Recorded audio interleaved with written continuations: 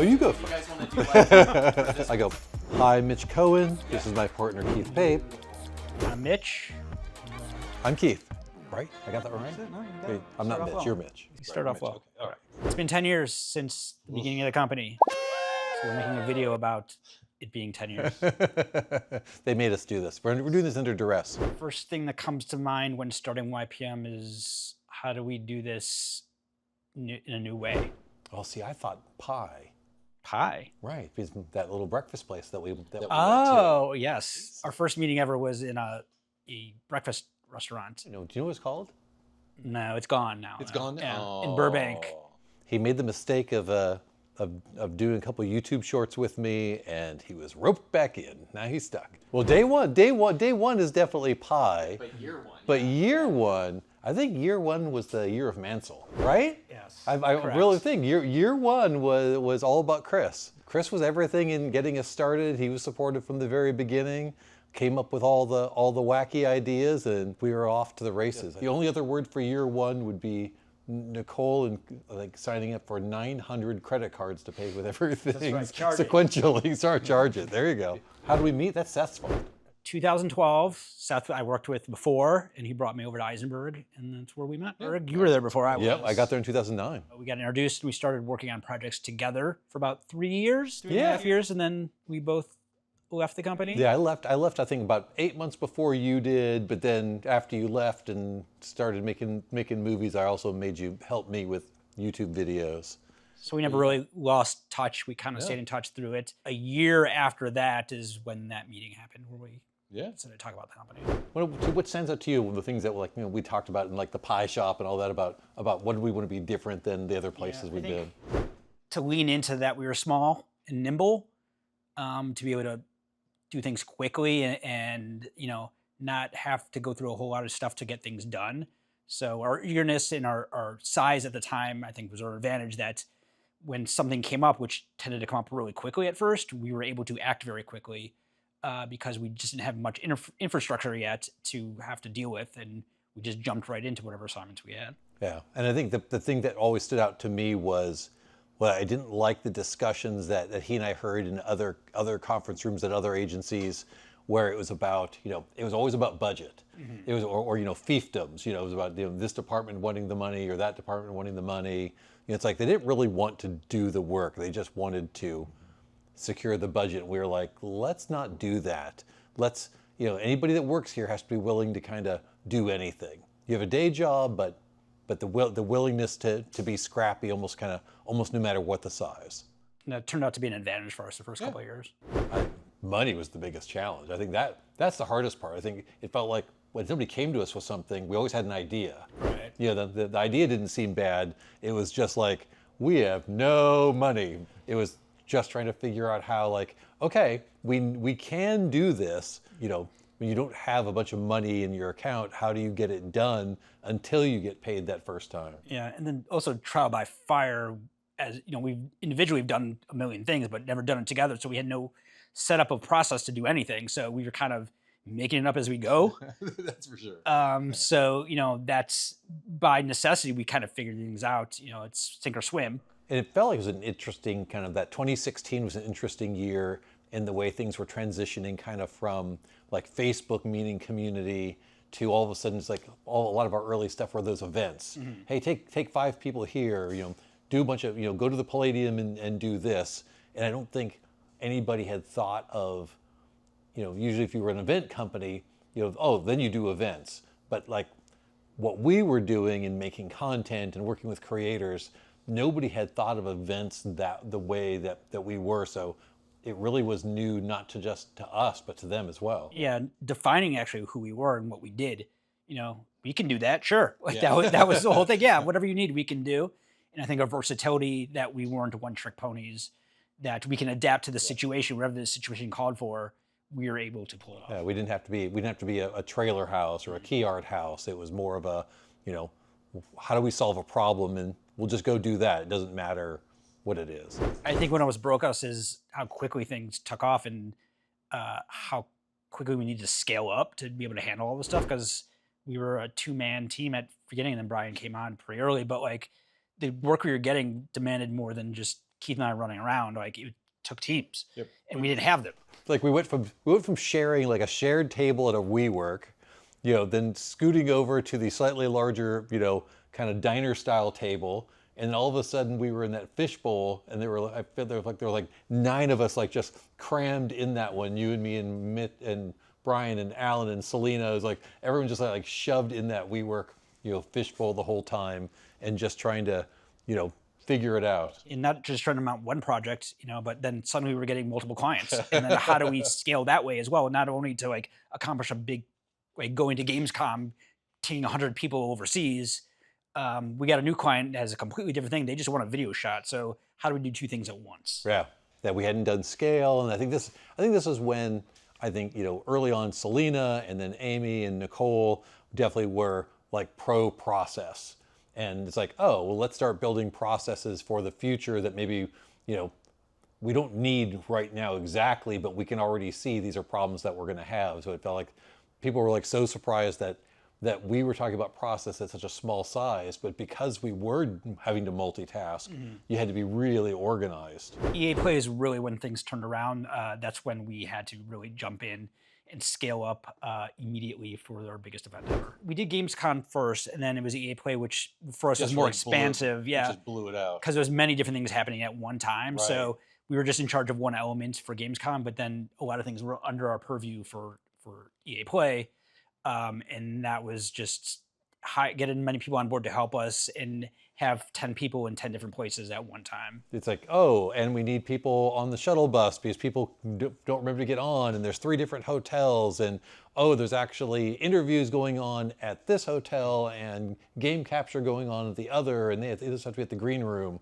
So Eric would do that crazy spreadsheet with like each one's schedule for the day. Yeah. And it was like, oh, pivot tables. And we were like, what's a pivot table? And then we have a 24-hour stream that you guys need to manage. That's right. At the same time, Access House was going over there, so Rick had to go over there and like camp out. Yep. Not even working with the talent, but our production angle came into play at that point where we had to run shoots on our own. So not only were we doing multiple tasks, but they were all happening at the same time. So that was the moment where all of a sudden we could just handle a whole different level, and people saw kind of what we were capable of. There was a breather after that by that point we did so many different things in such a short period of time that like, okay, how do we excel now at doing these different things instead of just getting the experience of trying them out as a company? Even broaden the scope of what we were doing to do the creative stuff and the production and the art. It just gave us kind of like this foundation of stuff to be able to build on top of instead of just hook by crook how to survive and how to just get by day by day. We started planning ahead of time, planning for the future of the company. I think that's kind of when we moved from like just the WeWork and being crammed in one spot to we got our first like actual office above King Taco. Yeah. Yes, the best smells all day long. Breakfast burritos in the morning and Al Pastor tacos all afternoon. I think the most ironic part too, it was a block away from where we were working in Eisenberg. Oh yeah. Just down the street from it, so we were in the same neighborhood. We'd run into people all the time. Every day. Usually at King Taco. You go down to the King Taco, they'd be in line, like someone that you knew from your other job, which is a lot of fun. It made Pasadena a really good ecosystem for doing that kind of work because there were lots of people around. Eisenberg was big enough that it caused a lot of people that were kind of coming and going that we got to meet and we got to know, we got to work with. So it was a great ecosystem for us, during those years. Yeah, mostly until like the second or third year, we never had to pitch on anything. No. We just worked. That was an amazing moment that we didn't have to pitch to get any work. And after that stuff, then we started pitching to get bigger projects and more expansive work. And then we set up that part of our company to be able to do that because we never needed that. Well, I think it was long enough that people started like moving jobs, and now they were somewhere else, and they were like, "Oh, I really love working with you over here. My bosses don't know you, and you want to be a part of this pitch." And we're like, well, "Of course, yeah, absolutely." I think what's changed the most over 10 years is the speed of change. 10 years ago, 8 years ago, things were in change, but like it was happening slowly. Things are being introduced. Old forms were still taking seed, but like with technology change and as quickly as the social platforms are changing, how technology changes for shooting video, the internet, live streaming, that kind of stuff, the speed of change, it's hard to keep up with what you can actually do and get done. Experimentation was happening real time of what you can get made and how you do content. In the old days, there would be a year or two life cycle on certain things, and we're looking at like 6 months, 4 months as things change. Something would pop, and the industry would turn on a dime to take that as soon as like Twitch came around. So it's like trying to keep up with the speed of change and adapting to stay one step ahead and informed is probably the biggest thing over the last few years. And I'd say that the use of data, I think when we started in 2016, data was really around the paid media plan and not about strategy or execution or activation for creators, for trailers, where now everything's data informed and you have to back that up. I was talking to somebody today, and from the way you did brainstorming 10 years ago, early pitches, and then the way you have to have data to even have that discussion now is just completely different. Yeah, it used to be an afterthought. That was the last part of the component, but now it's part and parcel of the actual pitch itself, what you do. It's kind of, what are the trends? What kind of activations are people doing? What's considered cool, at these different events, where now that's not even a discussion. It's, what does the data say? What people still get wrong about working with creators is that it's a partnership, and to be successful, everybody needs to win.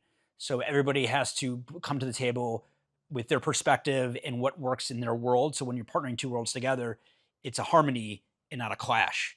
You can't just have talent become brand spokespeople. And creators need to understand that when they're partnering with a company, there are goals that have to be made, and there are reasons why we're partnering with a talent is because the outcome that would come out of that. So if everybody gets into those with those same goals in mind and work together, kind of like a band would work together, musicians or whatever it is, that's success. Once it leans too hard one direction or the other, the balance is thrown off and nobody wins. And I'd say you're still fighting the fight of trying to script it as if it's a commercial, or what do we have to do to make this viral? Why isn't performing over? It's like that. There's still that two sides. You wouldn't think 10 years in that people are still trying to send scripts or do reviews of a creator's content, and really want it to have 9 different talking points. Like it's not that. Or the opposite, even worse, them going, well, what do we have to do to make this go viral? Like, please, what are we talking about here? Greatest reward after 10 years. I think the people we've got to meet. It's like the ones who worked here and went on to do really interesting things, or the people we've got to work with, like clients or other vendors and partners. We've met some really cool people. We've been lucky enough to be part of some really big games. You think of like a Celino or a Will or an Amy, and the cool things that they've gone on to do, kind of where they started. It's like, that's a cool, like 10-year reflection. The people who, started their career here and have gone on to really do incredible things and be really important parts of the industry. And the like-mindedness of those people, like when we started this thing, we're a small thing and we're trying to grow and use our experiences for good. And those are the people that work here, the people that have the same kind of mindset of, we're in this more than, to make this huge company be super successful. Like, we want to enjoy the process and what we're creating and what we're a part of, and learning from every experience. And everybody was game to that. And so we were all kind of had the same mindset. And the other thing is all the variety of work that we get to do is tons of different things. It's never the same job twice. And now, like, sky is the limit for things you can accomplish and what you can do. And it's never like delivering the mail. Like, every day it's like a different challenge and how to figure it out. So that's something that has not changed from day one, is how do we figure this out and how do we do this? Because it's the same case study every time we have a production. It's my favorite part of the agency life, is that we get to do 20 different things every single year. What I tell myself back in year one is, don't do it. Don't run away. Don't overthink it. Focus on what's ahead of you. It gets overwhelming very quickly. So, be optimistic about what's to come, but focus on what's at hand, because it gets overwhelming and you can only take one day at a time. So make sure the task that you're immediately handling, the creative that you're implementing in that moment, is the best it can be. And don't worry about too far down the line, because you're not there yet. And, that'll come with time. For me, and it's similar, but I tell myself, don't be in such a rush. We'll get there. and you get caught up in the crazy and the growth, and we have to do this, and you start seeing success, and you're like, oh, it has to be like that always. It has to be linear, instead of like, let it ebb and flow a little bit. Take a breather, at different times, and don't feel like everything has to be about growth, which I always told myself it wasn't going to be, but it's so easy to get caught up in. I think, if I'm thinking about the company in the next 10 years, I think I'm going to take my advice to my original self and say, enjoy the ride a little more. We've learned it's not about how many people are in the building. It's like doing those little indie jobs and then doing the big ones, and then going on and doing the small productions and the big ones, and just going, it's going to ebb and flow, and it's okay. Yeah, there's only so much you can control, right? So next 10 I years. thought that was zero. That's how much we could control, was zero.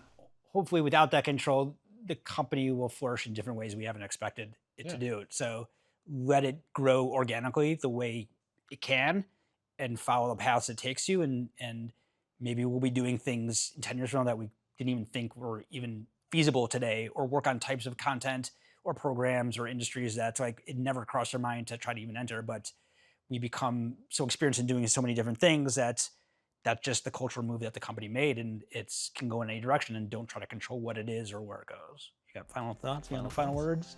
Ooh, thank you. Go ahead. No, Thank you. Oh, thank you. That's it.